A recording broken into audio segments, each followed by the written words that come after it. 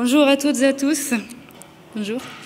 Je suis Sofia Marazzi, je suis responsable du programme de formation continue Énergie FR qui a organisé quelques-unes des conférences du salon. Et je vous souhaite la bienvenue au nom de toute l'équipe. Avant de commencer, je remercie également toute l'équipe d'Espace Gruyère ainsi que les partenaires et les prestataires du salon qui ont rendu cet événement possible. Et je me réjouis vraiment beaucoup de voir votre intérêt pour la thématique que nous allons aborder aujourd'hui, qui s'inscrit profondément dans l'actualité. En Suisse, nous avons un parc immobilier qui s'élève à 2,3 millions de bâtiments.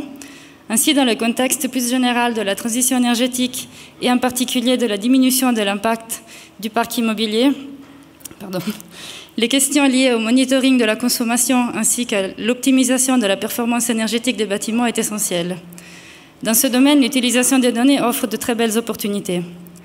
Néanmoins, pour les exploitants du parc immobilier, un obstacle qui les empêche souvent de profiter de ces opportunités est le manque de données issues des bâtiments, ainsi que le manque souvent de ressources humaines, techniques, voire financières pour leur analyse.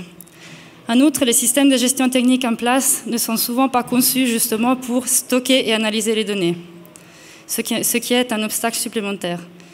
C'est forte de ces convictions que nous avons organisé cette conférence qui va vous parler de toutes les opportunités offertes par le Facility Management, par la domotique et par le monitoring plus en général.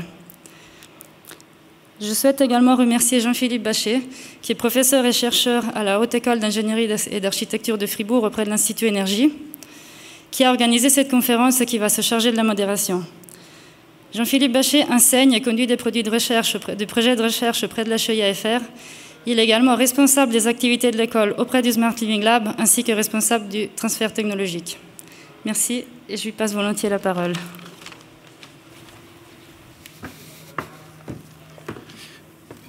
Merci beaucoup.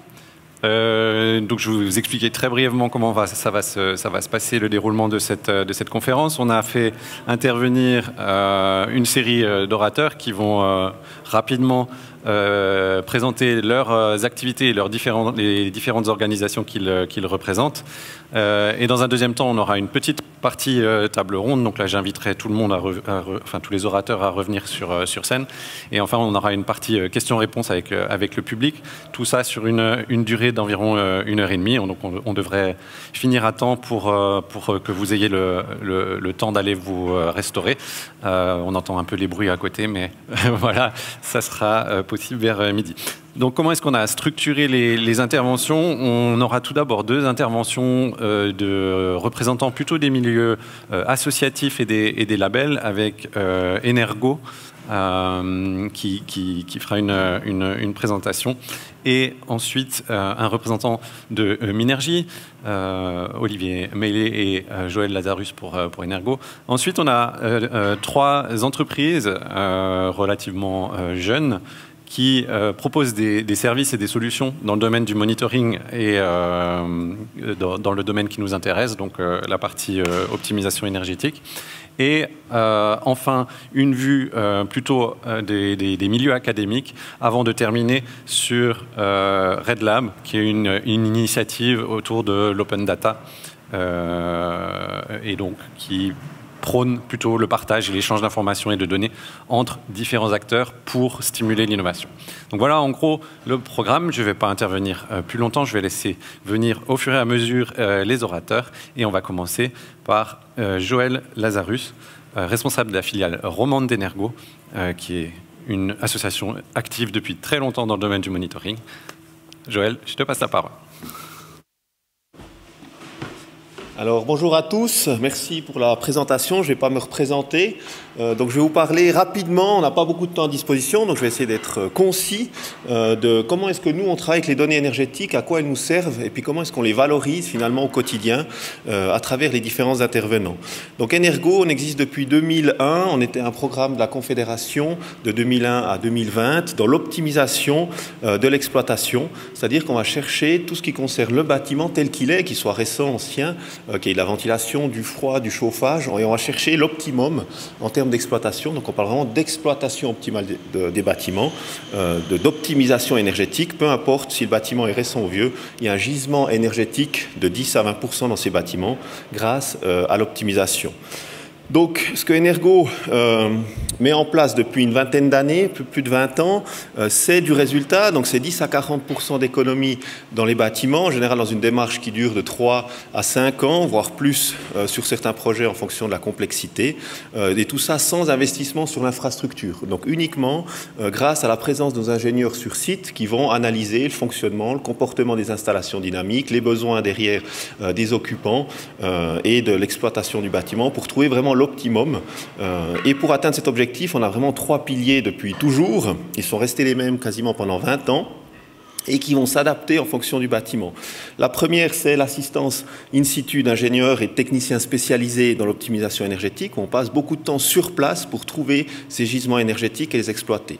Ensuite, il y a un pilier de formation, sensibilisation pour transférer ces connaissances aux occupants, aux exploitants, qu'ils soient concierges, techniciens, ingénieurs. C'est une marque de fabrique d'Energo de vraiment faire ce transfert de connaissances. Et puis le sujet qui nous intéresse aujourd'hui, c'est le monitoring des consommations. Donc on a un des rares programmes depuis 2001 à faire du 100% mesuré. Tous nos projets sont mesurés pour regarder la pertinence de nos actions, pour regarder l'économie d'énergie réelle qu'on réalise. Donc c'est vraiment notre objectif, c'est de faire du résultat mesuré et concret sur les bâtiments durant le suivi du bâtiment. Donc si on s'attarde sur ce monitoring, donc il y a 4 étapes dans le monitoring qui sont indispensables, qui peuvent être plus ou moins intensifs en fonction de l'enjeu. On verra que tout ce qui est suivi d'énergie, données énergiques, doit être adapté à l'enjeu. Parce que là, il y a toujours un risque de surqualité ou de surdonnées qui finalement vont pénaliser la finalité plutôt que l'améliorer. Donc les 4 étapes, rapidement, on a la partie relevée qui peut se faire en automatique, mais aussi en manuel. On a quand même encore majoritairement des données manuelles qui rentrent grâce aux concierges, grâce aux intervenants, grâce aux techniciens de chauffage. Ça nous donne déjà beaucoup d'informations et c'est tout aussi fiable que des données automatiques. Ensuite, il y a le contrôle et l'analyse. Donc là aussi, il y a eu beaucoup de développement en interne ces dernières années pour que ça soit moins chronophage, qu'on ait beaucoup plus d'algorithmes, d'intelligence qui puissent faire ça à notre place, pour que finalement on puisse se concentrer sur le terrain, à changer les usages, à mettre en place des actions, parce que c'est ça la finalité du monitoring, c'est que derrière, on fasse des actions de performance énergétique, puis qu'on améliore le bilan des bâtiments. Donc le monitoring est un moyen et non une fin en soi. C'est extrêmement important d'avoir ça en tête quand on parle de data et de données énergétiques. Et puis la dernière, c'est pour modifier, on va dire, les stratégies à long terme et de communiquer sur les démarches et sur les priorités à mettre en œuvre dans certains bâtiments, que ce soit en termes d'optimisation ou de rénovation et de transformation. Concrètement, on n'a pas beaucoup de temps, donc j'ai choisi un projet un peu phare chez nous, sur lequel on travaille depuis déjà presque 10 ans, on peut le dire, alors de manière très intensive ces 5-6 dernières années.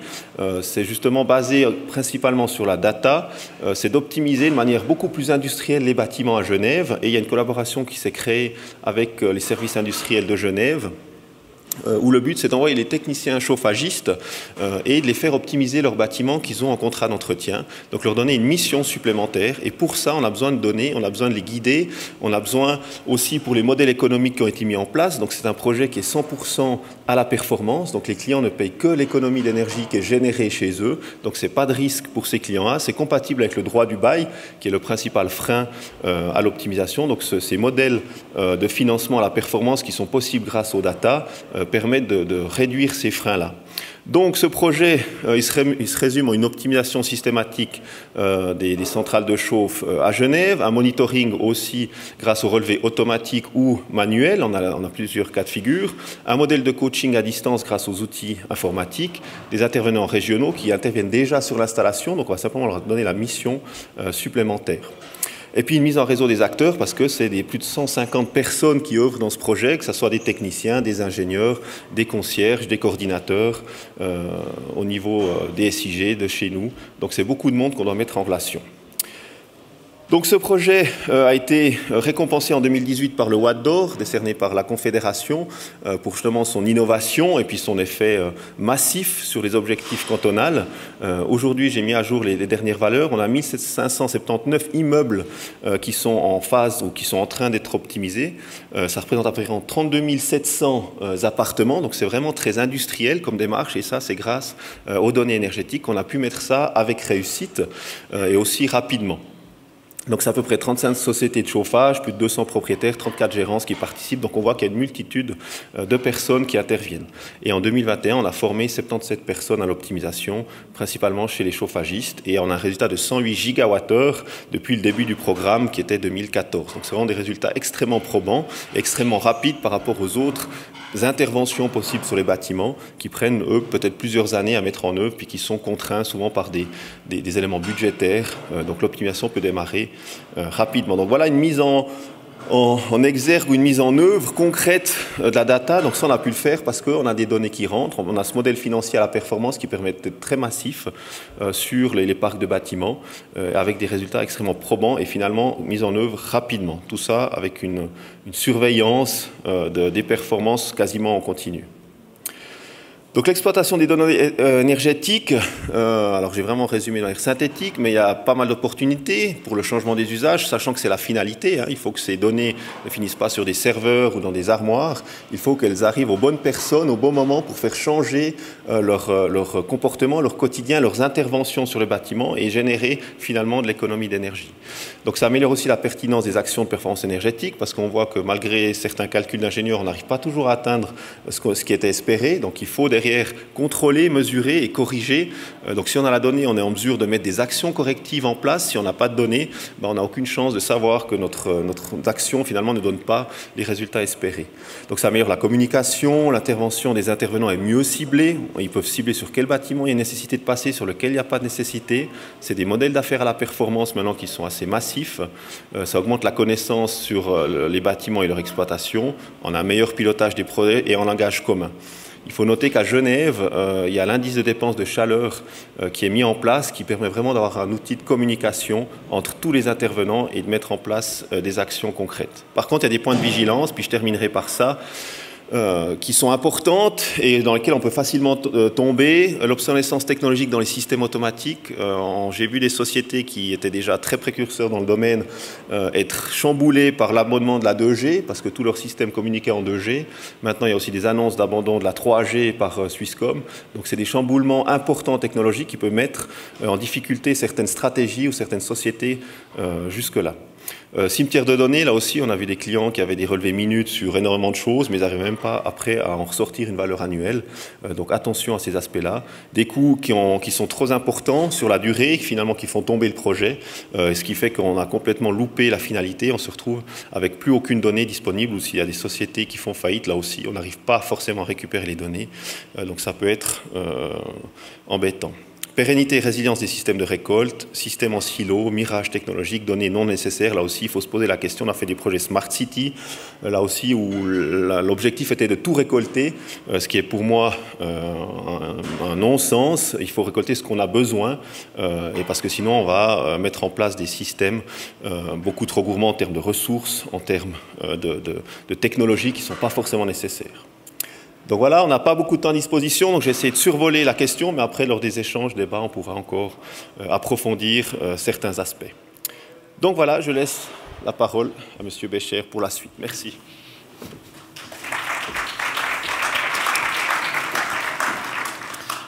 Merci beaucoup. Première conclusion et un message à emmener avec soi après cette conférence, c'est qu'effectivement le monitoring et la donnée, c'est un moyen et pas une fin en soi. Je pense que c'est effectivement très, très important. J'ai le plaisir de passer la parole maintenant à Olivier Meillet, directeur de l'agence suisse romande Minergie. Minergie est un des labels historiques de la construction durable en Suisse, si ce n'est le label historique de la construction durable en Suisse. Très longtemps, Minergie s'est focalisé sur des exigences en termes d'enveloppe de bâtiments et depuis quelques années maintenant développe aussi des propositions et des services dans le domaine de la validation de la performance et du suivi de la performance. Olivier, à toi la parole. Merci Jean-Philippe, bonjour mesdames, messieurs. Effectivement, le cadre a été bien posé. On s'est intéressé pendant des années, et c'est, je pense, aussi notre métier de base, que de définir des standards de construction, de certifier des bâtiments qui respectent ces standards. Et du coup, pour enchaîner sur ce que disait Joël, notre mission principale, ce sera effectivement de définir des exigences qui s'assurent que les bâtiments soient équipés avec ce qu'il faut, mais pas trop non plus, d'équipements de monitoring énergétique pour s'assurer qu'on puisse faire un suivi de la consommation d'énergie et, si nécessaire, procéder au réglage des installations techniques pour que le bâtiment performe aussi bien que ce pourquoi il a été conçu. Les exigences chez Minergie, on les développe toujours sur 2 volets. Elles doivent s'appliquer tant aux nouveaux bâtiments qu'aux constructions existantes. Puis on retrouve ici un objet dans le canton d'Argovie qui a justement été équipé lors de sa rénovation d'installation de monitoring. Et je relève cet exemple parce qu'effectivement, dans le cas particulier là, ça a permis d'identifier des dysfonctionnements sur la pompe à chaleur et puis justement de procéder au réglage pour que le bâtiment soit aussi performant que ce qu'on a voulu au départ. En termes d'exigences, on voit ici la vue d'ensemble en fait des exigences d'un bâtiment Minergie. Celle qui nous intéresse en particulier aujourd'hui, c'est les exigences qui concernent le monitoring que vous retrouvez encadrées à gauche du bâtiment. Et concrètement, il y a une obligation de monitoring pour tous les bâtiments de plus de 2000 m² de surface de référence énergétique et tous les bâtiments Minergie A. Je vous montrerai après vite le portfolio des standards de Minergie. Le standard Minergie A, c'est le standard le plus performant qui prévoit que les bâtiments produisent autant d'énergie qu'ils en consomment sur l'ensemble de l'année et c'est pour ça aussi que c'est d'autant plus nécessaire de suivre cette consommation. Pour tous les petits bâtiments Minergie A, on a une petite exception dans le sens où seules les consommations d'électricité doivent être mesurées. Je tenais à le relever juste pour être complet. On a développé aussi, pour s'assurer du respect de cette exigence, plusieurs partenariats. On entendra tout à l'heure aussi Climkit, qui fait partie de nos partenaires, parce qu'on a constaté que ce n'était pas si simple, en fait, de respecter ces exigences de monitoring. Et qu'en réalité, pour tous les planificateurs, chauffage, ventilation, sanitaire, pour les architectes, ce n'était pas évident de trouver tous les prestataires de services avec les différents composants qu'ils devaient rassembler, toutes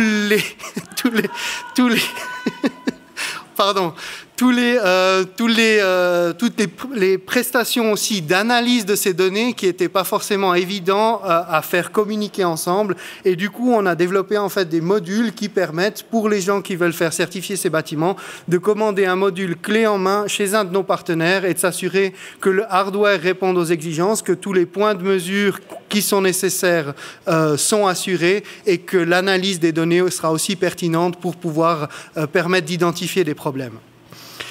L'étape d'après, une fois que le hardware fonctionne, que l'analyse des données est pertinente, c'est justement ce qu'on propose nous dans le sens d'un monitoring plus. C'est une plateforme en fait Internet qu'on a développée qui permet de rassembler de manière automatique toutes les données qui sont mesurées sur le bâtiment. Et l'objectif final, c'est finalement de pouvoir comparer la performance réelle du bâtiment avec ce pourquoi il a été planifié. En l'occurrence, dans l'exemple qu'on trouve là, on voit que la valeur planifiée, disons, à 100% est un petit peu dépassée dans la consommation réelle. On peut voir l'évolution aussi au cours des dernières années sur la droite avec les courbes en bleu. Et ça permet justement après à Minergie de prendre contact avec le maître d'ouvrage qui a sollicité cette prestation pour le rendre attentif à cette déviation, on va dire, pour qu'il puisse prendre les mesures nécessaires. On est tout au début de ce genre de prestation. Et pour l'instant, c'est vraiment une comparaison un peu bête entre ce qu'on mesure et ce que devrait être la consommation et ce qu'est la consommation réelle du bâtiment. On a besoin d'affiner encore ces données. On est à un stade maintenant où on aimerait passer à une étape supplémentaire d'affinage dans le sens où on pourrait préciser, par exemple, dans un immeuble, le nombre d'appartements qui sont inoccupés, la température qu'on constate dans les logements qui sont utilisés, si on constate qu'il y a beaucoup de fenêtres qui sont ouverts en un poste ou pas, si les stores sont fermés ou pas pendant la période de chauffe. Tout plein d'éléments qui influencent en fait la consommation d'énergie et qui permettent après de calibrer ce qu'on a mesuré à la consommation réelle adaptée à ces comportements qu'on a constatés sur place pour comparer vraiment des pommes avec des pommes et s'assurer qu'effectivement, si la consommation dévie de ce qu'on a prévu, c'est parce qu'il y a un réel problème et c'est pas parce que les gens chauffent leur bâtiment à 23 degrés plutôt qu'à 20 comme le prévoyait la norme. Il n'empêche que même si c'était le cas, ça permettrait de dresser ce constat-là, mais alors peut-être de remédier au problème autrement qu'en procédant à des réglages sur les installations techniques, mais d'attaquer le problème justement à la cause et de s'adresser aux locataires et de savoir comment on pourrait adapter leur comportement pour qu'effectivement la consommation soit en adéquation avec les attentes.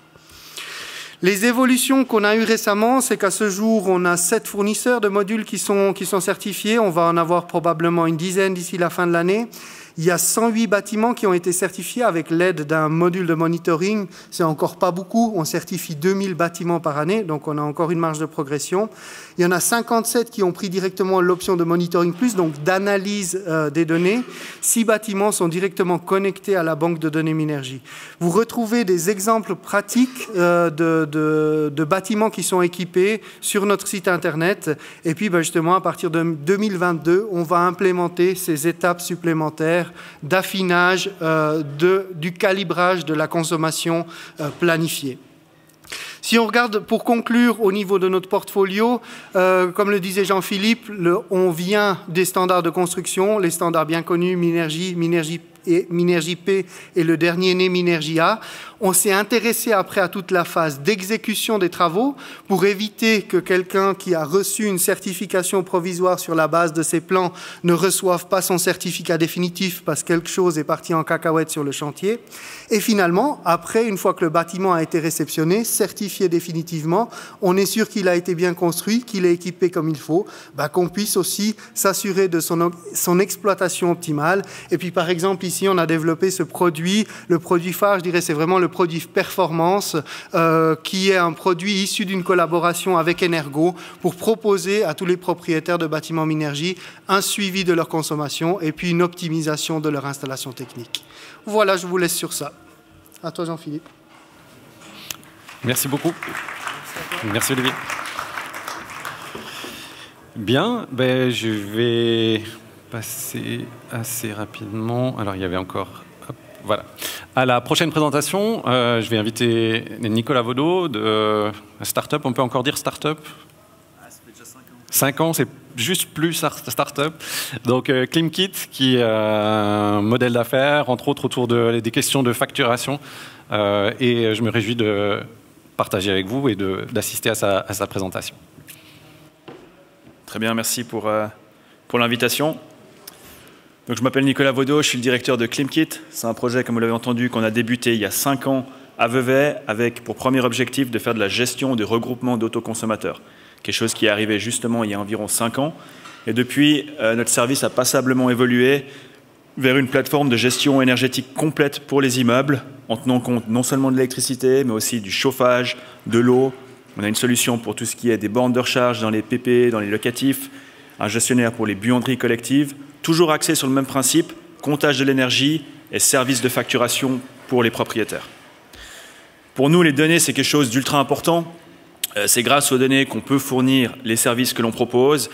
Tout d'abord, pour avoir des données, il faut bien entendu les collecter. Vous avez entendu comment procèdent les deux interlocuteurs précédents. Ici, c'est un peu le même principe. On installe une petite passerelle, un gateway connecté à Internet qui vient relever les différents appareils sur place dans l'immeuble, à savoir les compteurs électriques, les compteurs de chauffage, les compteurs d'eau, les bornes de recharge, éventuellement les lecteurs RFID qui permettent d'identifier les utilisateurs, par exemple pour enclencher une borne ou enclencher la machine à laver, et éventuellement aussi d'autres capteurs comme des sondes de température, des capteurs de CO2, etc. Avec toutes ces données, on va faire plusieurs choses. La première chose, c'est qu'on va proposer une facturation individuelle pour chacun des habitants de l'immeuble, que ce soit un locataire ou un copropriétaire, et faire une facture qui soit la plus équitable possible. On va tout d'abord, dans le cadre d'un RCP, d'un regroupement d'autoconsommateurs, on va par exemple distinguer pour chacun ce qu'il a consommé d'électricité en provenance du photovoltaïque et ce qu'il a consommé en provenance du réseau. On va pouvoir, dans certains immeubles, partager équitablement les frais de puissance qui sont facturés par le GRD. On va également relever les compteurs de chauffage et d'eau toutes les heures, ce qui va nous permettre de faire des décomptes de charges chaque année de manière extrêmement précise. Enfin, ça permet aussi de partager certaines ressources, telles que les bornes de recharge pour les véhicules électriques. Il n'y a pas besoin aujourd'hui de mettre une borne de recharge raccordée sur un compteur électrique de l'appartement. Une borne de recharge peut très bien être partagée Ce qui fait foi, c'est le badge RFID des utilisateurs et le compteur électrique qui est dans la borne. Et ensuite, chacun est facturé pour sa consommation. Deuxième élément qu'on fait avec les données, c'est de l'optimisation et du contrôle. Comme on en a déjà juste parlé un peu avant, ici, il y a plusieurs éléments possibles. Le premier que l'on propose, c'est l'autoconsommation. L'idée ici, c'est de venir enclencher certains appareils, comme le boiler pour l'eau chaude, lorsque on a une production solaire excédentaire. On va également faire tout ce qui est de la gestion de la charge pour les bornes de recharge. Ici, l'idée, c'est de réduire éventuellement l'électricité qui est donnée aux bornes de recharge lorsque le reste de l'immeuble consomme beaucoup, pour éviter de faire sauter les fusibles d'introduction. Et le point le plus important, en fait, c'est qu'on va pouvoir aujourd'hui installer des bornes de recharge dans des parkings de PPE ou de locatifs sans venir augmenter, sans venir renforcer l'introduction de l'immeuble. Et ça, c'est un point super important parce que ça permet de réduire passablement les coûts d'une telle installation. Enfin, un dernier point, c'est tout ce qui est monitoring. On va pouvoir surveiller l'installation photovoltaïque, le fonctionnement de la pompe à chaleur, comme on vient de l'entendre. Également, s'il y a une défaillance sur un compteur, on va la détecter tout de suite. Pas besoin d'attendre que quelqu'un ait le relevé une année après pour voir qu'en fait, il ne compte plus depuis une année. Et aussi, ce qui est intéressant ici, c'est qu'on a la possibilité de transférer ces données automatiquement ou manuellement à d'autres interlocuteurs, typiquement à Minergie. Si un projet que l'on gère est aussi sur le principe de Minergie, les données sont transférées automatiquement pour qu'ils puissent proposer leurs services avec ça. Donc, il n'y a pas besoin de faire un dédoublement d'une infrastructure de comptage ou autre. Enfin, le dernier point, ce qui est super intéressant avec ces données, c'est qu'on va vraiment pouvoir impliquer les consommateurs, les propriétaires. Rien de tel pour sensibiliser les gens à leur consommation que de toucher au porte-monnaie. Ici, ils reçoivent une facture unique sur laquelle ils ont la consommation électrique de l'appartement, éventuellement la borne de recharge, éventuellement le chauffage, l'eau, etc. Et pour le propriétaire, on va faire une gestion complète de ces investissements, c'est-à-dire qu'on va envoyer nous-mêmes les factures aux consommateurs, gérer les encaissements, éventuellement payer les factures des fournisseurs d'électricité. Et chacun peut suivre l'évolution de sa consommation, l'évolution de son investissement sur le portail, et donc du coup est aussi incité à faire de tels investissements, sachant que ces investissements seront gérés et qui seront finalement rentables. Voilà, merci.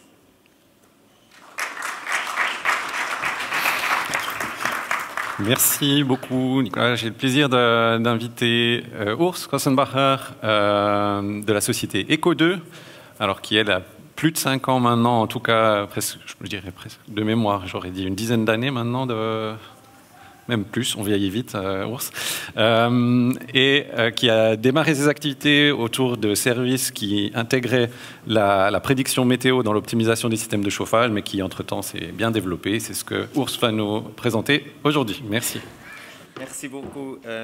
Merci beaucoup Jean-Philippe, merci à vous tous.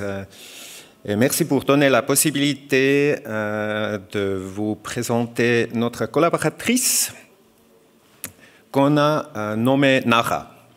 Voilà, ça c'est notre collaboratrice virtuelle qui sait faire des ajustements des chauffages, de la régulation de chauffage. Donc sur plusieurs centaines d'immeubles depuis le début de cette année, elle a déjà fait plus que 80 000 ajustations fines sur des régulations de chauffage existantes. Donc, on s'est dit qu'on appelle ça High Frequency Savings. Donc, c'est vraiment des interventions fines, mais très rapides, très nombreux. Si on veut faire ça par des moyens traditionnels, donc, on aura besoin de beaucoup de collaborateurs, des techniciens qui s'en occupent en permanence. Comme Sophia tout au début a déjà mentionné, nous savons tous que sur le chemin de l'abaissement des émissions CO2, il y a surtout des obstacles financiers. Et nous savons aussi que le domaine de bâtiment, voilà, c'est responsable pour 1/3 des émissions CO2 en Suisse. Et puis, qu'est-ce qu'on peut faire pour améliorer cette situation? Bien sûr, rénover. C'est très efficace, c'est clair, c'est connu. Par contre, voilà, ça coûte. Et puis, tous les propriétaires doivent se poser la question de la rentabilité. Et aussi, ça prend pas mal de temps pour mettre en œuvre. Tandis qu'avec l'intelligence pour des bâtiments, bon, ça coûte moins, voilà. Et puis, ça permet un déploiement en grande échelle très rapide. Et puis, en plus, il y a beaucoup de synergies entre ces deux approches, ça veut dire entre l'optimisation de la régulation et le monitoring et des rénovations traditionnelles. Voilà, l'opportunité, c'est la régulation. Et ce que nous constatons dans notre quotidien, ben, beaucoup d'immeubles sont surchauffés, tout court. Normalement, les immeubles sont équipés par des régulations très simples, voilà, primitives, on peut dire. Et puis, aussi, surtout, on règle ces chauffages ou ces systèmes au décibel. Ça veut dire on augmente la température pour réduire le nombre de gens qui râlent. Donc, c'est finalement une réalité faite et c'est une constatation que nous faisons dans notre quotidien. Et après, il y a encore un aspect, c'est le problème de déséquilibrage hydraulique dans les bâtiments. Donc, bien souvent, on augmente la courbe de chauffe pour satisfaire à l'appartement la plus froide. Alors ici, dans cet exemple, en haut à droite. Avec l'intelligence pour les bâtiments, on a dit c'est une deuxième génération, comment Eco2 fait ça. Ben, nous installons beaucoup de sondes. Jusqu'à maintenant, on a installé 11 000 sondes comme ça dans les appartements. Alors environ 11 000 appartements sont équipés par nos sondes. On installe également dans le local technique, notre interface qui sait parler avec la régulation de chauffage existant.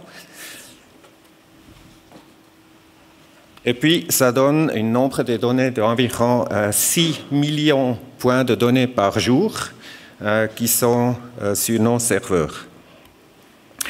Et puis voilà, notre collaboratrice virtuelle, elle digère ça et elle fait, sur une durée d'environ 3 mois, elle fait dans des étapes d'environ 300 à 400 étapes, elle fait des ajustements de la régulation de chauffage. Et puis tout ça, voilà, ça fournit, ça résulte à une réduction de la consommation entre 10 et 20%. Et maintenant, si nous faisons une comparaison entre la rénovation énergétique classique, la colonne à gauche, et puis l'intelligence pour les bâtiments, colonne à droite, c'est clair qu'une rénovation énergétique classique, on estime une économie de 40% environ, tandis que notre solution, c'est, on dit, 15% environ. Et puis, la grande différence, c'est la vitesse du déploiement. Une rénovation classique, ben voilà, c'est un investissement, un projet qui dure 1 ou 2 ans. Par contre, notre système s'est installé dans 2 jours. C'est ça qui est la grande différence. Et puis, logiquement, évidemment, aussi l'investissement qui fait une grande différence. Et après, c'est pour ça, il est important que ce n'est pas concurrentiel, ces deux approches. Ça se complète. Donc, je ne veux pas dire qu'il faut uniquement optimiser la régulation et oublier les rénovations, hein, ça c'est clair, c'est certainement pas le message que je veux transmettre ici. Le message est plutôt qu'avec une optimisation de la régulation, on peut faire très vite des économies. C'est ça le message que j'aimerais transmettre. Je résume. Voilà, NARA lit tous les heures la prévision météo. Elle mesure beaucoup de données dans les installations techniques, dans tous les appartements. Et puis, avec des approches intelligence artificielle et déterministes, on communique avec la régulation de chauffage, 4 différentes courbes de chauffe par jour. Et puis, c'est notre approche pour contribuer à la décarbonisation de notre parc immobilier. Et on a vu une croissance de 130% l'année dernière, donc on est très motivé pour cette année et on est très ambitieux aussi. Merci beaucoup. Merci bien.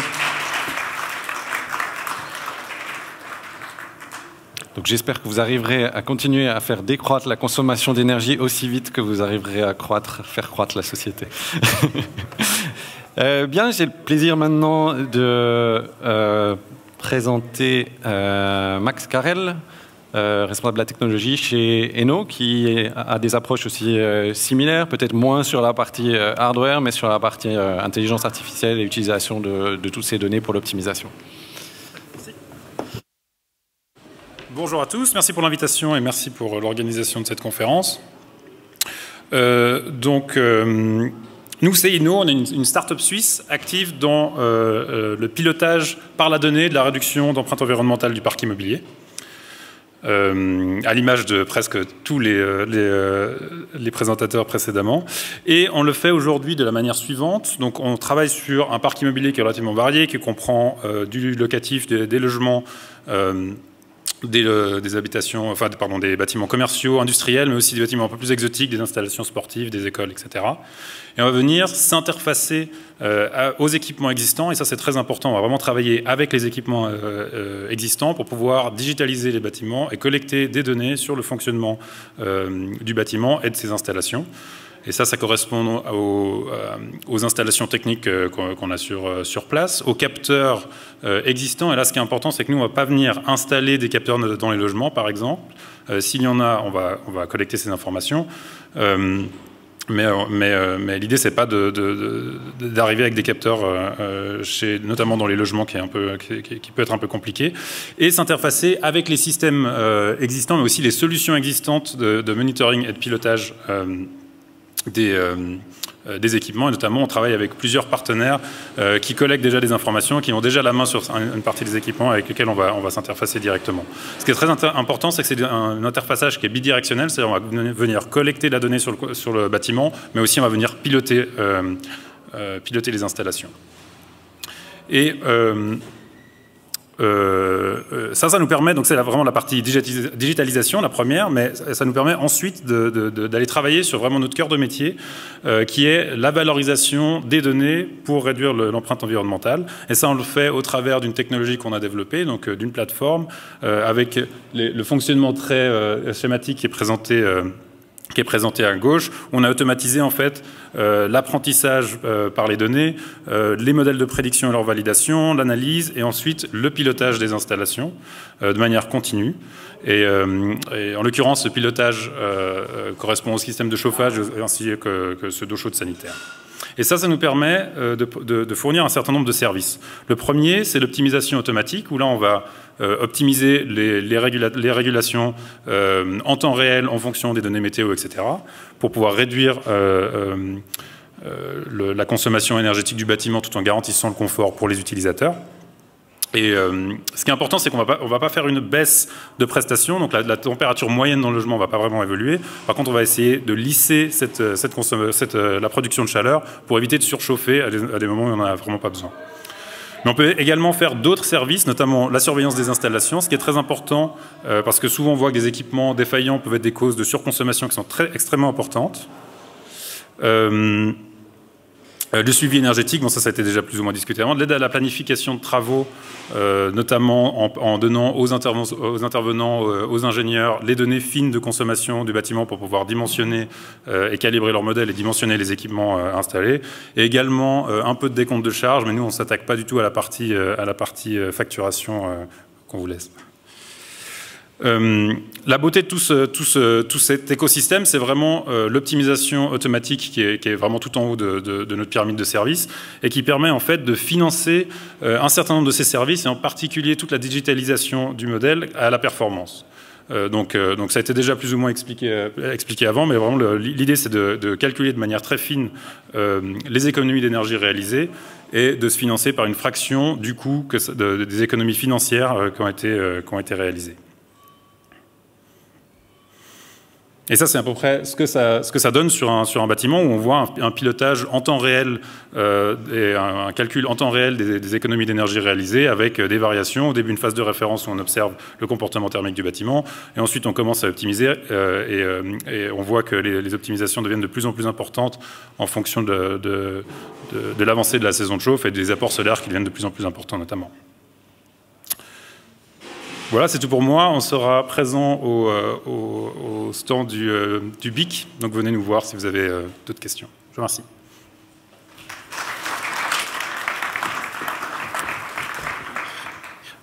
Merci beaucoup. J'ai le plaisir d'inviter maintenant un collègue de la Haute École d'Ingénierie et d'Architecture de Fribourg, avec qui j'ai le plaisir de faire un certain nombre de projets. Donc, Jean, à toi la parole pour la partie plus recherche académique. Où est-ce qu'on en est dans l'utilisation de l'intelligence artificielle, du machine learning dans ces projets qui traitent du monitoring et de la performance énergétique? Merci Jean-Philippe et merci à Sophia aussi pour l'organisation de cette conférence, c'est super intéressant. Alors moi j'ai un message que je vais donner au début et puis que je vais répéter à la fin, un peu à l'image de ce magnifique pont qu'on a reçu à Fribourg il n'y a pas si longtemps que ça. On est là pour faire le pont entre évidemment la recherche appliquée qui est au cœur de l'école d'ingénieurs d'où je viens, d'où vient Jean-Philippe aussi, et d'un autre côté le monde réel, quelque part les utilisateurs des bâtiments, les bâtiments et puis les prestataires de services qui sont là. Donc voilà, venez nous contacter pour faire des projets cool sur les données. Moi personnellement, je m'appelle Jean Henbert, je viens de l'Institut ICOSIS, c'est le deuxième qu'est là. Moi je suis un informaticien, donc je fais du machine learning depuis plus de 25 ans, modélisation sur base des données, du data-driven comme on dit. Donc voilà, c'est pour ça que Jean-Philippe m'a demandé de peut-être venir vous parler de certains projets qui sont autour de nous. On reçoit pas mal on a pas mal d'activités à travers différents instituts. Donc il y a l'Institut d'Energy où Jean-Philippe est actif, ICOSIS, ITEC, Transform, etc. Il y a une dizaine d'instituts au service donc de la recherche appliquée vers des services concrets. Voilà. Alors, dans l'utilisation des données dans le monde de l'énergie, je fais deux hypothèses de base. On doit toujours faire des hypothèses en tant qu'académicien. Mes deux hypothèses, c'est les suivantes. C'est que l'acquisition de données dans les bâtiments, ça va devenir une commodité. On le voit, donc il y a des startups qui sont là, qui commencent à connaître un certain succès. Les données sont là, on peut les exploiter. C'est l'or du 21e siècle, comme on dit. Et on voit concrètement que ça apporte des choses. Deuxième hypothèse que je fais, c'est qu'il y a tout un ensemble de méthodologies de traitement des données qui sont vraiment data-driven, donc on exploite les données et on infère des modèles à partir de ces données, et c'est ce qu'on appelle donc l'intelligence artificielle. Anciennement on disait le machine learning, mais je fais l'hypothèse que ces approches vont commencer à surpasser les approches classiques qui sont basées sur les statistiques et les modèles physiques.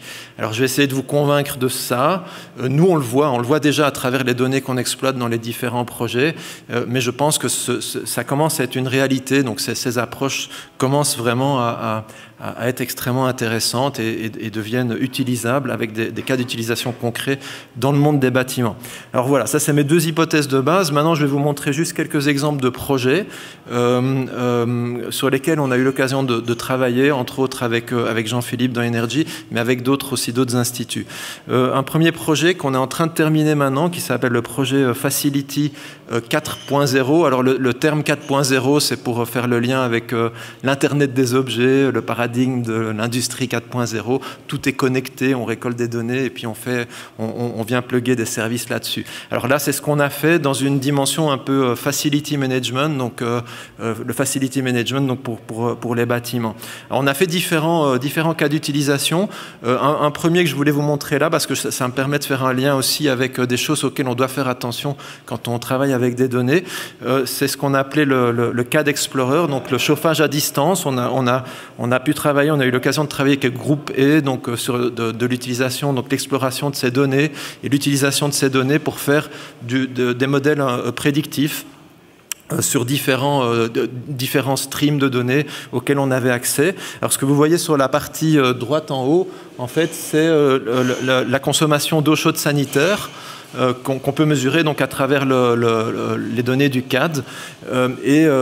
Notre conclusion, donc on a réussi à faire des modèles prédictifs qui arrivent à prédire donc la future consommation de l'eau chaude sanitaire.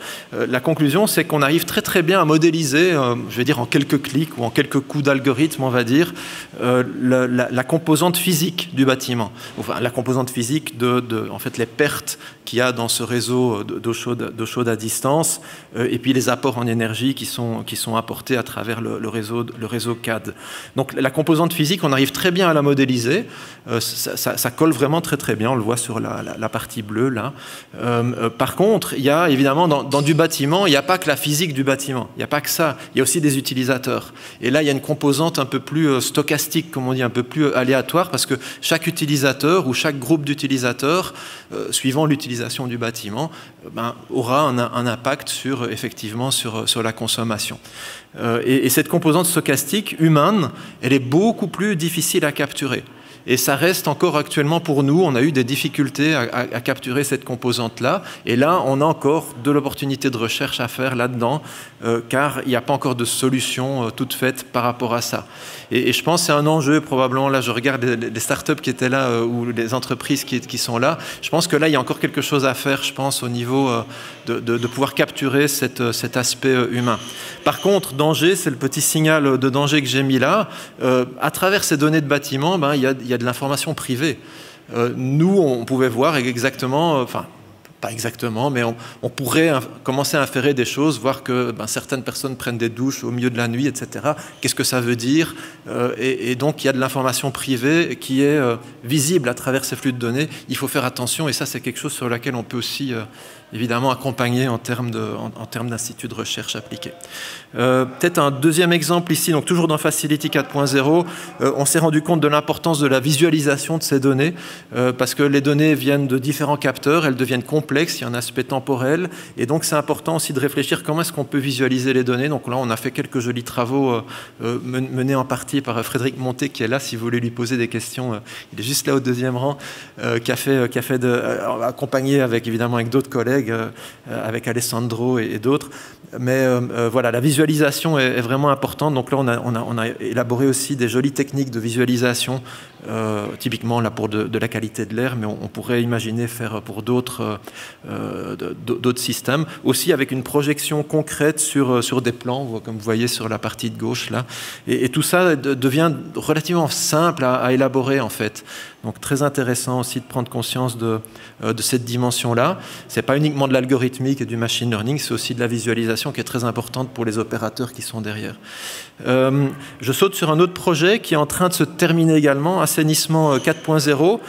Là, on a eu accès à des données de certificats énergétiques, les fameux certificats CECB, et puis on a pu jouer avec une très grande quantité de données, et puis là, on a démontré qu'on arrive en fait, avec relativement peu de données sur les bâtiments, à très rapidement faire une estimation. Évidemment, elle est un petit peu entachée d'erreurs, mais souvent on est juste sur l'output en fait d'un futur certificat CECB qui reste à être fait par des professionnels bien sûr, mais ces méthodes-là en fait ce qu'elles nous permettent de faire, c'est d'analyser non pas un bâtiment de façon précise, mais d'aller dans la masse. Donc on a par exemple une régie avec quelques centaines de bâtiments. On peut très très bien dire dans votre centaine de bâtiments, les bâtiments sur lesquels peut-être il faut mettre des priorités, c'est celui-là, celui-là, celui-là. On peut aller peut-être aussi à l'échelle d'une ville, d'un canton, commencer à créer des statistiques globales, car effectivement, à partir de données relativement publiques, à partir aussi un point sur lequel on a travaillé, c'est améliorer la prédiction en prenant simplement des photos des façades, photos qu'on peut récupérer sur Google Street par exemple. Donc toutes ces approches un peu big data peuvent apporter aussi quelque chose de très intéressant sur une dimension non pas optimisation d'un bâtiment, mais plutôt sur des statistiques, on va dire, spatiales, sur des territoires, sur des villes, etc. Donc très intéressant aussi. Là, on a travaillé sur deux aspects, prédiction des performances énergétiques, prédiction des performances structurelles. pour identifier qu'est-ce qu'il faut faire en termes de rénovation. Puis finalement, le projet BB Data, donc, qui est terminé depuis longtemps, mais qu'on a open sourcé, donc c'est devenu un outil, un stack open source. Vous pouvez l'utiliser, vous pouvez nous contacter pour l'utiliser. C'est une plateforme de stockage, de traitement des données qui est basée sur des technologies extrêmement récentes pour justement faire face à la scalabilité, la mise à l'échelle du stockage, etc. On a fait des tests. Donc là, actuellement, la plateforme, elle collecte pas beaucoup, une dizaine de millions de points peut-être par jour, les jours où il y a beaucoup d'activités sur le site de Blue Factory. Mais on a fait des tests, on peut monter jusqu'à 10 exposants, 9 capteurs. Donc c'est quand même... Bon, on pourrait travailler à l'échelle quasiment d'un pays... probablement avec quelques capteurs par bâtiment. Donc tout ça est à disposition aussi. Donc on s'active aussi pour rendre public et diffuser nos résultats de travaux. Et je termine là-dessus. Travaillons ensemble, venez nous trouver si vous avez des idées de projets. On est là à votre service en tant que partenaire académique et on fait de la recherche appliquée. Donc on est proche de vous, on peut traverser le pont très facilement et puis travailler à votre service. Voilà. Merci Jean-Philippe. Merci beaucoup, Jean. Le temps passe vite. Une dernière présentation de Stéphane Masseret, coordinateur de projet et responsable de l'organisation Red Lab. Jean mentionnait qu'on avait pu partir sur un certain nombre de données qui étaient publiques pour certains des projets. Ça fait une belle transition sur l'open data, le partage des données. On a vu que les questions d'interopérabilité sont particulièrement importantes. Donc j'ai le plaisir de te passer la parole. Stéphane. Alors bonjour, je m'appelle Stéphane Masseret. En effet, c'est une très belle transition. Comme l'a dit Jean, travaillons ensemble. Alors Red Lab, en fait, c'est une initiative qui est née d'un constat qui résume un peu toute cette conférence. C'est-à-dire qu'on a des acteurs privés, des startups, des entreprises, des acteurs académiques, des collectivités publiques. Et voilà, on a tous un objectif commun, c'est accélérer la transition énergétique. Alors, fort de ce constat, on sait qu'on a beaucoup de données actuellement et depuis des années, mais alors on a plutôt un système, on va dire, cloisonné et non distribué. Et pour passer de l'un à l'autre, eh ben, on a eu des discussions avec ces différentes parties prenantes et on s'est rendu compte que c'est travaillons ensemble, c'est la collaboration qui pourrait amener peut-être un nouvel angle d'approche. Donc voilà un peu comment est née cette initiative. Là, tout simplement, si je donner un peu plus en détail de ce que c'est Red Lab, c'est un programme sur une année où ça va permettre justement d'analyser les défis, les formaliser avec ces différents acteurs, bien sûr favoriser la collaboration, ce qui est un point très important, et puis on va dire le résultat quand même concret, c'est de construire des projets. Alors, je vais peut-être passer parce qu'on m'a dit que j'ai pas beaucoup de temps. Donc on a eu une première édition l'année passée. Vraiment, l'objectif, c'était de faire émerger un écosystème autour de la donnée. Donc, on a parlé, que ce soit par exemple de monitoring, pour reprendre ce qu'a dit Urs Grossenbacher. Voilà, on n'est pas concurrents. Le but, c'est de travailler ensemble. Donc, que ce soit du rénovation de bâtiments, du monitoring, on reste dans ce domaine du bâti, mais ça peut être la mobilité ou d'autres secteurs. L'idée, c'est de se réunir, discuter autour de la même table et puis identifier les besoins de chacun. Je pense que tous mes collègues ici présents se sont bien rendus compte. On a chacun, on va dire, un peu notre focus sur notre business, mais on a des besoins et des contraintes chacun qui peuvent faire qu'on ne va pas forcément aller travailler avec l'autre tout de suite. Et quand on discute, on se rend compte qu'on peut faire plein de projets ensemble. Donc voilà un peu l'idée de ce programme. Donc on a eu une première édition l'année passée avec une soixantaine de participants, 14 partenaires, un taux de satisfaction assez bien globalement.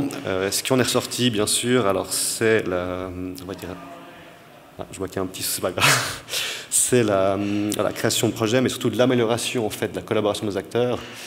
Et puis définir aussi un nouveau cadre. Alors on parlait d'un écosystème autour de la donnée, ça peut être aussi cadre légal, donc on a des cantons, des communes, de la confédération aussi qui participent. Et là on se rend compte qu'on ne va pas être au chômage les prochaines années. Des données, on a bien plus qu'assez, on va en avoir de plus en plus. Maintenant, pour avancer tous ensemble, il faut penser un peu à dans quelle direction on va aller. Je reviens à ce système cloisonné. C'est clair que c'est un gros risque, c'est que chacun fasse, on parlait de 2G, 3G qui sont à un moment donné, chacun fasse son petit chemin, puis un jour on se dise « Ah ouais, mais c'est des efforts énormes qui ont été faits pour peut-être tout recommencer ». Ce qui fait le lien aussi avec Jean, les HES académiques, on a une partie qui sont plus dans l'innovation, des startups comme on a eu avant, que ce soit Inno ou bien KimKit. Donc On espère avec RedLab justement qu'on aura des futures startups comme ça. C'est pour ça que je fais un peu cette transition, ça englobe un peu tout ce que vous avez là. Pour vous donner 2-3 exemples dans le contexte d'aujourd'hui, typiquement le Compagnon, donc, qui est né de l'année passée, c'est un chatbot. Donc là, c'est une solution orientée citoyen. On va plutôt accompagner le citoyen dans la démarche de rénovation énergétique, voilà, pour savoir où trouver l'information, quelle information trouver. C'est actuellement un pilote en cours avec différentes communes, donc à voir la suite.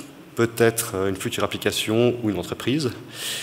Et puis, plus alors au niveau du bâtiment, on a 2 projets actuels. Donc je fais aussi peut-être un peu de pub pour Inno, dont Inno fait partie d'un des 2. C'est des projets axés sur le chauffage à distance. On a parlé pas mal de rénovation et de monitoring. Là, on en a un qui est clairement plutôt de la récolte de données. Et là, dans les acteurs, typiquement, le canton, des startups, des entreprises d'ingénieurs. Et puis, potentiellement, on a en discussion des collectivités publiques pour avoir un test sur un certain périmètre après. Donc là, Kadata, c'est l'idée vraiment de récolter des données en fait, pour la planification énergétique des chauffages à distance, qui seront mises à disposition des communes et des cantons. Et là, on se rend compte déjà d'une première barrière, où on les récolte. On a des propriétaires, des régies, régie-gérance. On a bien sûr les les bases de données open, comme voilà, le registre de bâtiment cantonal. Et voilà, je parlais avant de cloisonner, c'est par exemple 3 sources différentes, comment les mutualiser pour les valoriser. Un autre exemple, FlowRJ, ce qui rejoint un petit peu, j'ai oublié votre prénom, le projet, je l'ai perdu, il n'est plus là. Le projet donc d'optimisation en fait, de tarification dynamique.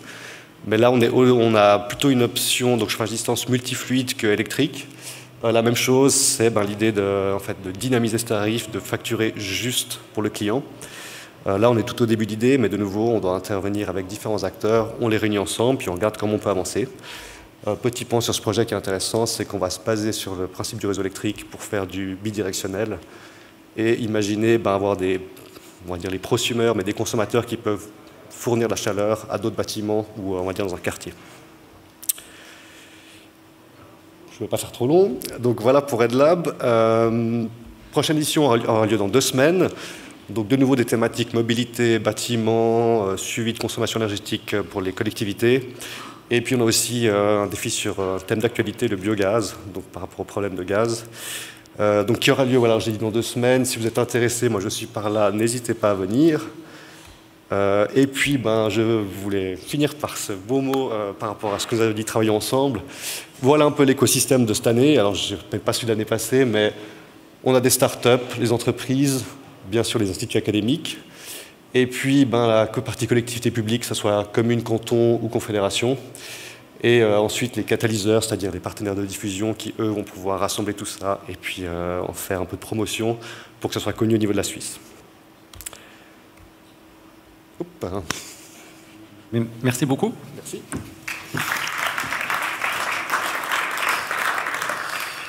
Eh bien, j'invite l'ensemble des orateurs à nous rejoindre sur scène pour une petite partie de questions que j'animerai sous forme d'un débat et après la réponse aux questions que vous pourriez avoir au niveau du public. Je reviens au début. Je peux te laisser faire.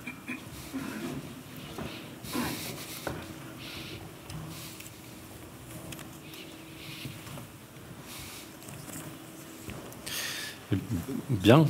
Oui, vous pouvez les prendre, peut-être vous les passer. On en a 2. La période Covid est terminée, donc on peut se passer les micros, fort heureusement. J'aimerais commencer par une question, un point qui est revenu plusieurs fois autour des modèles économiques, et j'ai entendu souvent parler de modèles à la performance. Est-ce que finalement c'est en train de devenir un peu le seul modèle efficace et facile à mettre en œuvre auprès des clients au détriment d'autres modèles économiques?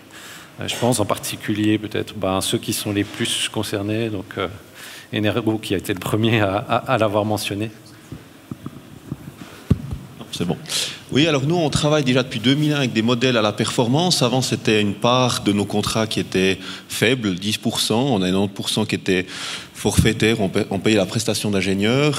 Après, il y a une période entre deux où ça a été mis de côté vu les difficultés administratives que ça générait pour générer les décomptes. Et puis grâce au développement des plateformes informatiques, depuis 2014 et surtout ces dernières années, c'est devenu presque majoritairement notre modèle d'affaires. Donc on a toujours une part où on vend les prestations d'ingénieurs, mais maintenant en termes de rentrée de chiffre d'affaires, ça représente, sur les nouveaux projets, pas sur les anciens, sur les nouveaux projets, ça représente plus que 50% des modèles financiers qu'on met en place chez nos clients. Donc ça permet aux clients finalement de s'investir et de transférer le risque chez le prestataire de service plutôt que le prendre chez lui. Et de déployer surtout à très grande échelle rapidement, sans qu'il y ait des centaines de milliers de francs à mettre sur la table, ben on peut se lancer très rapidement. Et ce qu'on voit, c'est qu'il y a encore un manque de maturité chez certains bureaux d'ingénieurs ou chauffagistes pour accepter. Ça ne rentre pas très bien dans les bilans comptables. C'est un peu difficile à faire rentrer. Donc on voit qu'il y a quand même encore des freins sur ces aspects-là, en termes de contrôle de finances. Eno, peut-être, c'est aussi une base. Et puis peut-être après Eco2, qui a aussi finalement le même modèle. Alors, je ne sais pas si c'est le seul modèle, mais c'est un modèle qui fonctionne très bien. Et du coup, c'est notre modèle. Et aussi, en nous, c'est la majorité de nos revenus intervient en termes de contrat à la performance. Ça permet aussi de fonctionner avec le droit du bail qui pose un peu problème parce que les investissements énergétiques sont financés par les propriétaires, mais c'est le locataire qui bénéficie des baisses de charges. Là, ça permet de répartir un petit peu aussi ces coûts et puis naturellement, ça permet d'avoir un investissement qui est inférieur aux économies réalisées, donc c'est très intéressant. Ouais. Du côté d'Eco2, aucun problème non plus à mettre en place ce modèle-là, ou est-ce que vous avez d'autres modèles en parallèle? Oui, alors bon, effectivement, nous mesurons aussi le succès de ce que notre optimisation fait en termes de la consommation d'énergie. Et puis, le modèle business. Ce qu'on aimerait faire, c'est la vision d'Eco2 pour cette année-là, qu'on encourage les propriétaires des grands parcs immobiliers avec une offre qui consiste que l'investissement est pratiquement à zéro. En contrepartie, on demande un contrat d'exploitation à long terme, mais effectivement, alors je vous invite après à l'apéro de me contacter si vous avez un grand parc immobilier à gérer. Donc on a une proposition intéressante à vous faire. Peut-être deux questions en fait à Olivier Minergie. Alors on a bien vu une centaine de bâtiments, une cinquantaine sur lesquels le Monitoring Plus est activé. Est-ce qu'il y a déjà un retour d'expérience? Est-ce qu'on a une confirmation qu'il y a un performance gap? Ça vaut vraiment la peine parce qu'on va arriver à faire converger les bâtiments vers la manière dont ils étaient censés fonctionner? Ou est-ce que finalement, pas trop de surprises, les bâtiments fonctionnent en moyenne, en tout cas comme c'était prévu? Pour l'instant, je dirais, on n'a pas assez de recul vraiment pour pouvoir, en tout cas sur la base de nos données, dire si les bâtiments surperforment ou le contraire. Par contre, il y a une étude de l'Université de Genève qui vient de sortir, qui a fait une jolie comparaison en fait entre des bâtiments Minergie et des bâtiments conventionnels. Et en l'occurrence, les bâtiments qui étaient classifiés avec un CECB de classe B ou C avaient plutôt tendance à surconsommer un ordre de grandeur de 15%, et tous les bâtiments certifiés Minergie surperformaient d'au moins 10%. Donc, et ça, c'était une étude qui était vraiment statistiquement représentative, et je pense qu'il découle du fait que quand on investit un peu plus aussi dans une performance énergétique plus élevée, on est aussi intéressé à ce qu'effectivement on ait un retour sur investissement par rapport à la consommation, ce qui n'empêche pas que dans des cas individuels, il puisse y avoir des bugs. Et c'est pour ça que c'est autant important de le contrôler, de le suivre pour pouvoir les corriger. Mais les bâtiments sont prévus pour consommer moins, puis les études qu'on a le corroborent en tout cas. Et ma deuxième question concerne le partage des données. Peut-être que le constructeur n'est pas forcément enchanté si vous communiquez au maître d'ouvrage que son bâtiment ne fonctionne pas aussi bien que ce qui était prévu. Est-ce qu'il y a un risque juridique par rapport à ça, ou est-ce qu'il y a une convention qui est signée entre l'ensemble des acteurs pour être d'accord finalement de cette transparence-là, et où se situe la responsabilité par rapport à la performance quand on a un label Minergie? L'enjeu principal, on va dire, par rapport à ça, c'était la crainte pour le promoteur, le constructeur, que sur la base de ce qu'on a mesuré, on constate que finalement le bâtiment n'est pas Minergie et qu'on lui retire le certificat, avec toutes les conséquences financières que ça peut avoir derrière par rapport à des subventions qu'on a reçues notamment. Et là, c'est vraiment important de préciser que ce n'est pas du tout le but du monitoring. La certification d'un bâtiment Minergie est basée sur des caractéristiques constructives. On s'assure, je sais pas, que le bâtiment est bien isolé, qu'il a une production de chaleur renouvelable, qu'il produit des énergies renouvelables sur place, pour citer quelques éléments. Et ce n'est pas parce que, par exemple, je sais pas, les panneaux photovoltaïques ne fonctionnait pas et qu'on pourrait le constater grâce au monitoring, qu'on retirerait le certificat. Donc là, il y a vraiment une interface qui est très très claire par rapport à ces deux choses, et les responsabilités du constructeur s'arrêtent à la construction du bâtiment. Jean a mentionné à un moment donné que la partie confidentialité des données pouvait être très critique et importante, parce qu'on a accès effectivement, surtout si on va dans l'appartement et proche des gens, récolter plein d'informations très, très sensibles. Peut-être ma question s'adresse dans un premier temps à Nicolas. Tu as mentionné la partie gateway que vous installez. Quid de la sécurité? Après, ça concerne l'ensemble des acteurs qui viennent installer ce genre de système dans les bâtiments, mais finalement, on ouvre tous les systèmes, les installations techniques sur Internet. Comment est-ce que vous prenez en compte cette question de la sécurité? Alors oui, bien entendu, c'est un point important. Je dirais le premier truc, c'est que les données appartiennent toujours au consommateur en premier lieu, c'est-à-dire que seule la personne, le locataire ou le copropriétaire qui occupe par exemple un appartement sur une période donnée, par exemple depuis le 1er janvier il occupe cet appartement-là, seul lui peut accéder à l'ensemble des données de son appartement et des compteurs qui sont reliés à cet appartement-là. Donc le propriétaire ne pourra pas venir voir, comme l'exemple qui était donné avant, si ce locataire se douche la nuit, ou s'il est en vacances, ou s'il surchauffe son appartement. Donc le propriétaire n'a accès qu'à l'ensemble des données mises toutes ensemble, et elle ne peut pas espionner ses locataires. Donc ça, c'est un point important. Et puis au niveau de la donnée en soi, de la transmission de la donnée du bâtiment à notre portail, etc. Donc là, c'est vraiment les données des compteurs qui sont transmises. Il n'y a aucun lien avec quel locataire ça fait référence. On distingue totalement les choses entre les utilisateurs et les données. Et les utilisateurs peuvent accéder à certaines données selon une date de début et éventuellement une date de fin. Donc, merci. Est-ce qu'il y a quelqu'un d'autre qui veut commenter sur cette question de la sécurité? C'est une question pour vous tous là, qui faites du stockage de données. Vous stockez, j'imagine, dans des clouds ou vos propres serveurs, j'en sais rien. Je pense que c'est important de stocker en Suisse. Et pas... Enfin voilà, on connaît tous le Patriot Act. Même si vous stockez vos données en Suisse sur Azure, par exemple, voilà, selon le Patriot Act, s'ils en ont besoin, ils peuvent accéder aux données depuis les États-Unis. Donc je ne sais pas, c'est une question pour vous. Où c'est que vous stockez vos données? Mauvaise question. Alors chez Minergie, c'est bien en Suisse, en tout cas. Chez nous aussi, on a des cloud providers suisses avec lesquels on travaille. Nous aussi, c'est en Suisse, sur nos propres serveurs, chez des prestataires suisses. Alors pareil, pour la plupart des projets issus, c'est le focus toujours en Suisse, serveur suisse. Et je pense que ça va être un peu la tendance pour les prochaines années. Alors Eco2 aussi, je peux confirmer que notre partenaire de communication, c'est Swisscom. Donc voilà, il faut demander à Swisscom où exactement géographiquement se trouvent les serveurs. Mais oui, nos sondes dans les appartements et aussi notre gateway dans les locaux techniques, ils communiquent via des réseaux LoRa et GSM de Swisscom. Je profite que tu as le micro. Tu as mentionné 6 millions de données par jour. La deuxième question après la sécurité, c'est l'impact environnemental de toute la partie IoT et data. Est-ce que toi ou dans les autres sociétés, est-ce qu'il y a des gens qui ont fait un assessment finalement de ce que consomme en fait toute cette infrastructure informatique par rapport aux gains qu'elle est capable de générer?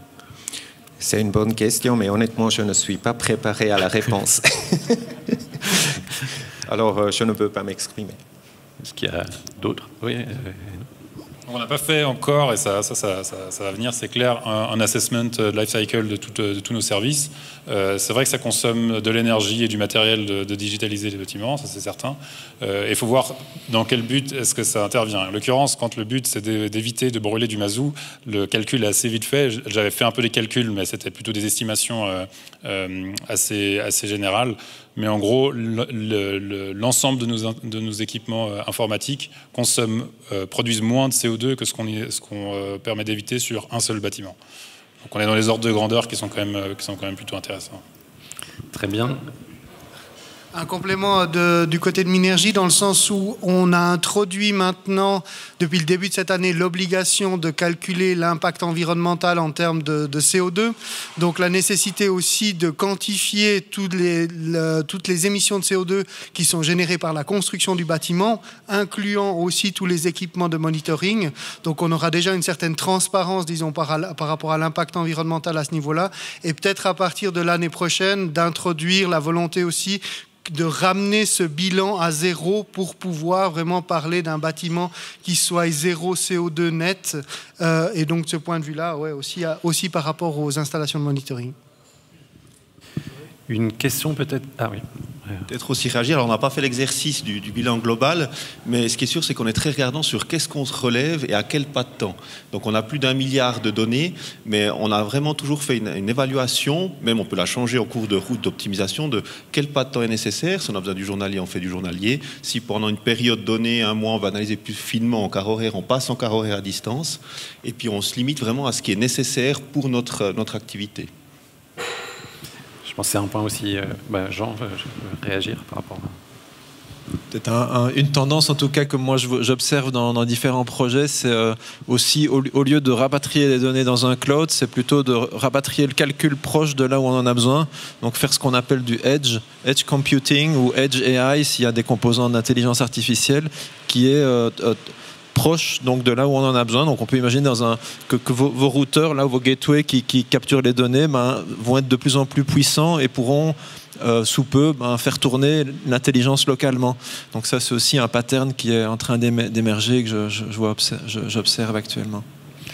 Peut-être tu peux garder le micro. J'ai une question pour toi, Jean, sur le degré de maturité et le niveau des attentes actuelles par rapport à tout ce qui est intelligence artificielle.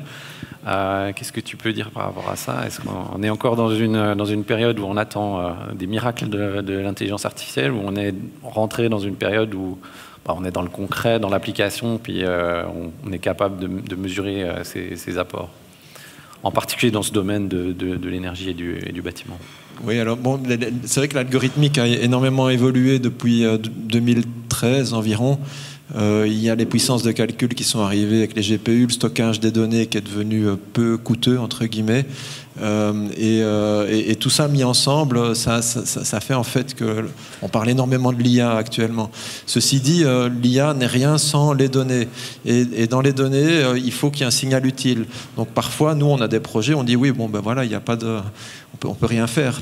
Typiquement, modéliser, on s'est rendu compte, modéliser le comportement humain de la consommation d'eau chaude sanitaire, ça reste un challenge. Pourtant, on le voit, on voit le comportement humain apparaître dans les données, mais il faut encore qu'on travaille pour trouver la bonne façon de modéliser ça. Donc oui, ça progresse énormément, ça va extrêmement vite et je pense qu'on va avoir des composants d'IA qui vont apparaître de plus en plus dans le monde du bâtiment. Bon, on en voit déjà chez certains de vous, avec grand plaisir d'ailleurs. Et ça va s'accélérer. Mais voilà, il n'y a pas encore une réponse à tout, ça c'est absolument clair. Voilà, peut-être avant de passer aux questions qu'il y aurait dans la salle sur les derniers quarts d'heure, est-ce qu'il y a un point que l'un des orateurs aimerait encore mentionner suite à cette discussion? Oui. C'est parfait. Justement, sur le domaine de l'intelligence artificielle et du machine learning, donc on voit qu'aujourd'hui, c'est un peu un hype dans les journaux et sur Internet, dans les bâtiments, pas trop. Et l'utilisation est encore relativement parcimonieuse pour être poli. Et il y a énormément de potentiel encore sur l'application. Et effectivement, sur l'application, sur des vraies données dans les vrais bâtiments. Peut-être aussi préciser une chose, c'est que nous, on voit que dans certains projets, on saute une marche, c'est-à-dire dans une grande majorité des bâtiments, on n'a même pas une consommation annuelle, et puis parfois on veut passer à l'intelligence artificielle. Mais ça serait bien des fois de faire l'étage d'avant, ou les 2 étages, ou les 3 étages d'avant, avant de passer, et puis peut-être sans coubler malheureusement, parce qu'il n'y a pas une certaine maturité au niveau des clients, puis qu'on avait dit, tout n'est pas que technologie. Souvent, aux collaborateurs qui commencent chez nous, je leur dis, notre travail, c'est 50% d'humain, 50% de technique. Et puis c'est vrai que la partie humaine, elle est très difficile à modéliser, donc ça, c'est toutes des choses encore à traiter malgré tout. Alors, complètement d'accord. Surtout, que vous allez mettre le besoin de l'utilisateur au centre, ce qu'on oublie en fait souvent, de moins en moins dans les projets. Et voilà, peu importe le projet, ça peut être le meilleur sur le papier. Si on répond pas aux besoins, comme tu l'as dit, Joël, on saute une étape et puis on peut vite se casser la gueule. Très bien. Alors, on passe aux questions, peut-être dans la salle. Il reste en tout cas une dizaine de minutes. Si certains d'entre vous ont des questions, super, il y en a. Bonjour. Alors moi, je suis venue vous trouver parce que je suis architecte. Et puis, il y a quelques années, je travaillais chez quelqu'un qui était... une autre architecte qui était spécialisée en minergie. Elle a construit un immeuble et puis quand elle a voulu justement passer au monitoring pour gérer entre la production d'énergie, elle avait de la géothermie et puis des panneaux solaires, elle m'a dit qu'elle était vraiment insatisfaite parce qu'il y avait rien qui était concret et puis qui valait au niveau de l'investissement, qui était vraiment rentable pour vraiment gérer entre ses panneaux solaires et puis son système de chauffage pour vraiment arriver à dépenser en fait l'énergie logiquement selon météo, selon autre chose. Donc ce qu'elle faisait finalement, c'était aller chaque jour selon météo ou bien voilà diminuer le système de production de chaleur ou l'augmenter. Enfin voilà. Mais elle me disait qu'il n'y avait rien de concret qui était vraiment accessible aux propriétaires, parce que moi je vous entends vraiment parler de gros parcs immobiliers, de bâtiments publics, mais maintenant pour les architectes comme moi ou mon ancienne patronne qui parle vraiment plutôt de petits immeubles ou de villas ou de maisons qu'on rénove, qu'est-ce qu'on peut proposer, nous, concrètement, à nos clients qui gèrent bien entre une PAC, soit aéro, soit la géothermie, combinée avec les panneaux solaires, le boiler, etc., pour bien rentabiliser l'efficacité énergétique. Qu'est-ce qu'on a concrètement et puis qu'est-ce qu'on devrait proposer comme PAC, comme sorte de dire, voilà, dans votre budget, quand vous rénovez, quand vous allez construire, ça vous reviendrait à combien pour avoir quelque chose de concret? Voilà. Je vous embête un peu. Hein. Non, je ne pense pas. Je regarde Olivier, parce que oui, Nicolas. Ouais, c'est une bonne question et c'est vrai que c'est des fois assez compliqué déjà de savoir ce qu'on veut faire. Sur un immeuble neuf, c'est déjà un peu plus simple parce que ces éléments peuvent être installés lors de la construction. Si vous devez revenir par après et modifier un tableau électrique ou mettre un compteur de chauffage ou ce genre de trucs, ça peut vite être compliqué et vite cher. Ensuite, je dirais, le problème qu'il y a, c'est la coordination entre les parties. C'est-à-dire qu'aujourd'hui, vous allez mettre un onduleur photovoltaïque qui peut donner une impulsion, par exemple, pour dire, voilà, on est en train de produire de manière excédentaire. On peut donner un signal à une pompe à chaleur, mais là, il faut encore quelqu'un soit capable de venir et configurer la pompe à chaleur pour que quand elle reçoit ce signal, elle ait le bon comportement. C'est-à-dire peut-être qu'elle va augmenter la consigne de chauffe, etc. Mais si par défaut, elle a déjà chauffé toute la nuit, on a beau lui donner un signal le matin quand il y a du solaire, eh ben, il ne va pas se passer grand-chose. Donc les composants, ils existent. Nous-mêmes, on a un système qui fonctionne très bien pour faire ce genre de choses. Mais encore faut-il avoir quelqu'un derrière qui vient et qui le règle correctement. Et ça, c'est, je pense, une compétence qui manque clairement dans la planification des projets. Et souvent, un architecte va demander le système, l'électricien va le proposer, les marges sont faibles, donc tout est chiffré au plus bas. Et il faudrait encore planifier quelqu'un qui vienne peut-être 1 ou 2 fois sur site par après, étudie le comportement correctement et soit payé aussi pour le faire et optimise correctement le bâtiment. Et ça, souvent, c'est ce qui manque parce qu'il y a un appel d'offres qui a été fait Et on a mis un système le moins cher possible qui est mal réglé. Voilà. Et c'est vrai que les gens peuvent être un peu déçus selon comment ça se passe. Peut-être je peux encore juste compléter du point de vue de Minergie, dans le sens où finalement nous on a fait le même constat que vous, et c'est pour ça que les exigences de monitoring sur les bâtiments Minergie s'appliquent qu'à partir de bâtiments de 2000 m², aussi parce que notre constat pour l'instant c'est qu'il y a peu de produits qui sont vraiment mûrs pour les plus petits bâtiments et qui sont aussi accessibles financièrement, parce que finalement un bâtiment Minergie est déjà alimenté par des énergies renouvelables, est déjà isolé. Aller économiser quelques kilowattheures au coût de 5 ou 10 000 francs d'investissement supplémentaire, ce ne serait pas très pertinent, et c'est pour ça qu'effectivement, pour l'instant, c'est les gros bâtiments. Mais j'ai l'impression, des discussions que j'ai pu avoir dans le salon, notamment avec le groupe E, pour ne pas les nommer, que c'est aussi une lacune un peu qu'ils ont identifiée dans l'offre sur le marché et qui sont en train de développer des prestations de services pour justement faire communiquer tous ces différents composants entre eux et proposer à leur clientèle, qui sont un peu captifs encore pour l'instant, des prestations qui leur permettraient clé en main de faire fonctionner tous leurs équipements électriques, notamment ensemble. Cette personne me disait que lui-même avait construit une nouvelle maison et avait mis 3 ans finalement à réussir à faire en sorte que quand il y a du soleil, que sa voiture est branchée, que les panneaux solaires alimentent sa voiture, mais que quand elle n'est pas branchée, ça alimente la pompe à chaleur pour faire de l'eau chaude. C'est des trucs qui semblent tout cons sur le papier, mais c'est vrai que visiblement, à mettre en œuvre à une petite échelle, ça reste encore un défi. Et surtout que ce soit accessible financièrement. Merci. Donc, je suis arrivé à peu près à la même constat également. J'ai construit il y a quelques années, puis je suis aussi, alors je suis peut-être pas la bonne personne pour en parler, mais j'ai enlevé toute la technologie superflue. J'ai qu'un pot et la bûche que je charge moi-même, donc je suis devenu le propre régulateur. Malgré cela, pour tout ce qui est photovoltaïque, j'ai voulu charger le véhicule, charger le surplus solaire dans mon eau chaude en hiver, vu que j'ai une grande surface de solaire photovoltaïque, et je suis confronté finalement aussi à la manque de maturité au niveau produit et au manque de compétences des différents artisans. C'est quand même des technologies qui sont récentes, on parle de quelques années, pas beaucoup plus finalement, et là il y a un enjeu extrêmement important, c'est de former toutes ces personnes-là et de leur faire un retour sur les technologies, sur la manière de procéder, d'unifier aussi, parce qu'aujourd'hui il y a beaucoup de produits qui sortent qui ne sont pas unifiés, donc il y a des projets pour unifier aussi les protocoles de communication, etc. Mais ça reste un travail, un chantier pour les 10 ou 20 prochaines années qui va devoir être fait, surtout pour le petit, où voilà, c'est difficile de rentabiliser pour un propriétaire ces aspects-là. Donc voilà ce que je voulais ajouter. Je ne suis pas certain que c'était la réponse que vous souhaitiez entendre. Non, mais c'est quelque chose dont je suis consciente.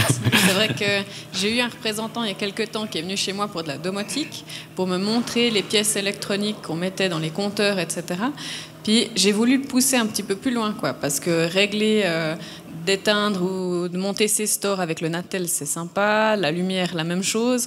Puis après, je lui dis, voilà, mais entre les panneaux solaires et puis le chauffage. Voilà. Donc du coup, c'est vrai que nous, en tant qu'architectes, on fait des bilans. Souvent, ils ne sont pas justes entre le bilan à l'enquête et la réalité. C'est comme quand on sort de l'école, puis après, quand on travaille, il y a un monde, c'est un peu ça. Et puis après, vraiment, je trouvais intéressant en fait, de venir de vous écouter parce qu'en fait, je suis consciente et puis je pense qu'il y a vraiment des économies à faire si on arrivait vraiment à mieux gérer ça entre quand on consomme et puis quand on produit, puis vraiment d'arriver à lier ça. Mais c'est vrai que ça serait chouette qu'on puisse mettre par exemple des petits serveurs chez chaque propriétaire pour stocker leurs données et puis que depuis ça, ça renvoie vers un site internet où on pourrait vraiment avoir directement quelque chose, voilà, pour savoir, voilà, est-ce qu'on pourrait chauffer le boiler pendant la journée avec les panneaux solaires, enfin vraiment que chaque propriétaire puisse un peu comprendre ces données puis les traiter à petite échelle déjà. Voilà, ça serait chouette. Vous m'appellerez quand ça sera possible. N'hésitez pas à venir discuter après avec nos orateurs. Est-ce qu'il y a d'autres questions? On peut encore juste faire peut-être un complément par rapport au coût, parce que je l'ai fait pour ma maison. Le coût de la borne de recharge plus de l'intelligence pour faire des charges de ma voiture 100% solaire, il y en a quand même eu pour un montant de 5 000 francs. Alors c'est une fois, mais voilà, c'est quand même important vis-à-vis d'une villa, c'est quand même un montant important pour faire des charges de voiture 100% solaire. Oui, une autre question. Bonjour. Alors, moi, je suis dans le domaine du bâtiment aussi, tout ce qui est technique du bâtiment, CVS. Et puis, c'est vrai que vous parlez des installateurs, donc on a un grand rôle à jouer, mais après, pour la formation, c'est vrai que chez nous, c'est le client en général qui choisit, les prix sont bas, c'est compliqué d'imposer quelque chose au client qui paye. Par contre, c'est vrai qu'on travaille beaucoup avec Swisstech pour les formations. Donc, est-ce que vous avez été voir de ce côté-là? Est-ce que vous pouvez mettre en place, même pour nos apprentis par exemple, pour la régulation, qu'il y ait des choses par rapport à l'avenir, en fait, qui soient obligatoires, qu'ils en prennent conscience, puis qu'il y ait quelque chose de collectif qui soit fait de base, plutôt que nous, on doit aller chercher l'information et l'imposer, ce qui est un peu compliqué, même si on aimerait le faire et puis on pense à l'avenir. Mais c'est vrai que si ça vient de plus haut et puis que ce soit accessible à tous. Par exemple, on pourrait économiser l'adoucisseur d'eau qui est 4000 balles et puis à la place prendre l'ingénieur. Une question un peu... Je vais peut-être réagir. Donc nous, on travaille depuis maintenant 5 ans avec les chauffagistes et on les intègre dans nos projets dès la base. Et on les rémunère pour ce travail-là aussi, pour qu'ils s'y intéressent. Mais pour faire... Alors, il y a eu 2 étapes. Le faire de changer les mentalités, de dire leur mission, c'est plus simplement de garantir l'aspect fonctionnel, c'est aussi de garantir l'aspect d'efficacité énergétique du système. Donc là, je parle pour les chauffagistes. Pour les électriciens, c'est un petit peu différent. Mais pour les chauffagistes, c'est le cas. Donc on les a intégrés, mais il nous a fallu quasiment 10 ans pour faire changer les mentalités, qui voient ça comme une opportunité d'affaires, comme un service supplémentaire aux clients, et puis qu'ils investissent dans la formation de leurs collaborateurs. Maintenant, sur Genève, on voit que certains chauffagistes engagent des ingénieurs spécialisés en efficacité énergétique, donc ils développent des propres solutions aussi hardware pour aller dans ce sens-là. Donc il y a un message très positif, c'est que maintenant ils commencent à comprendre l'enjeu pour les 30 prochaines années, voire un petit peu plus, et ils commencent à mettre le pied à l'étrier. Mais ça a pris vraiment du temps pour faire changer les mentalités et puis qu'ils s'investissent pleinement. C'est pas encore tous, mais on a une bonne partie qui maintenant investit dans la formation et même parfois dans des solutions technologiques pour offrir justement un service plus complet à leurs clients. Une dernière intervention? Seulement un petit complément à ça. Alors Eco2 travaille aussi à une solution pour des chauffagistes, justement, pour qu'ils puissent voir beaucoup mieux comment une installation fonctionne. Et puis, pour améliorer leur service, par exemple, dans le cadre d'un contrat d'entretien. Voilà, merci beaucoup. On arrive à midi. Est-ce qu'il reste des questions?